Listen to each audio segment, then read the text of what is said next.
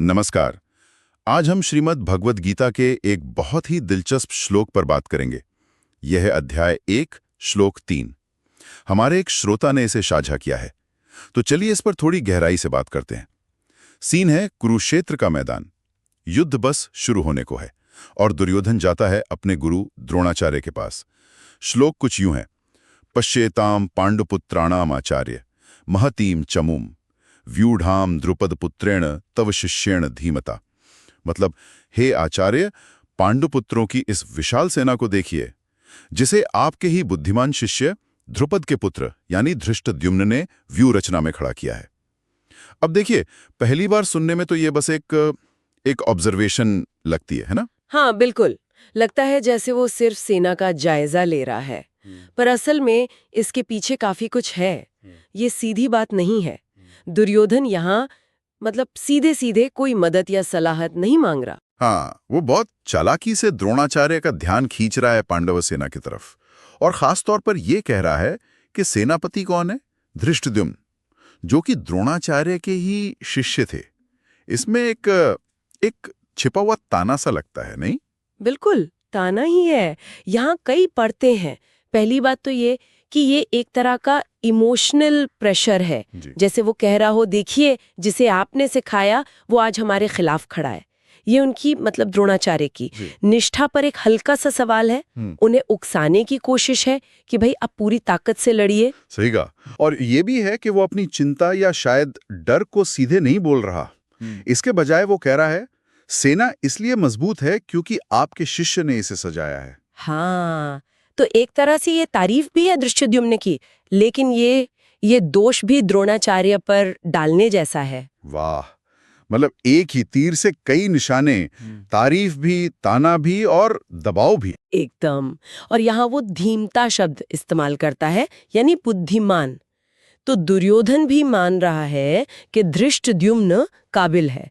ये दिखाता है कि योग्यता का सम्मान तो करना पड़ता है, चाहे वो दुश्मनी क्यों ना हो।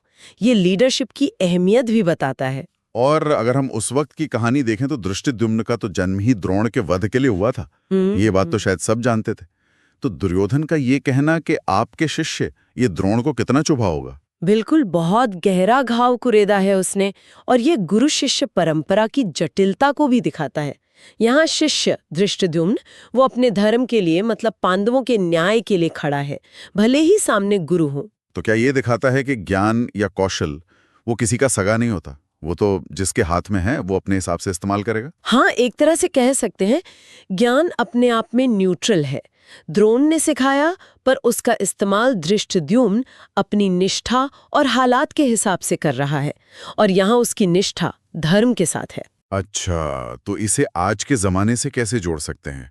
क्या ये कुछ वैसा ही हुआ जैसे मान लीजिए किसी ऑफिस में बॉस अपने पुराने भरोसेमंद मैनेजर से कहे कि भाई देखो, जिन लड़कों को तुमने ट्रेन किया था वो आजकल कॉम्पिटिटर कंपनी में क्या कमाल कर रहे हैं।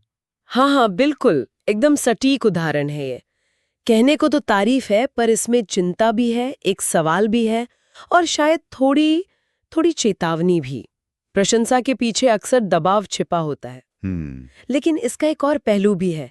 ये दिखाता है कि हुनर और काबिलियत अपना असर दिखाते ही हैं, और अक्सर वो सच के साथ या जो पक्ष नैतिक लगता है उसके साथ खड़े दिखते हैं। जैसे यहाँ धृष्टद्युम्न की योग्यता पांडवों के काम आ रही थी। तो कुल मिला के ये एक श्लोक दुर्योधन के मन का आईना है। उसकी असुरक्षा, उसकी कूटनीति या कहें चालाकी, और अपने सबसे बड़े योद्धा अपने गुरु पर भी पूरा भरोसा न कर पाना, ये सब दिख जाता है। क्या हुआ है। और ये नेतृत्व पर शक के असर को भी दिखाता है। जब लीडर ही अपनी टीम पर, अपने गुरु पर शक करे, हाँ, तो ये टीम की मोराल के लिए अच्छा नहीं है। बिल्कुल नहीं।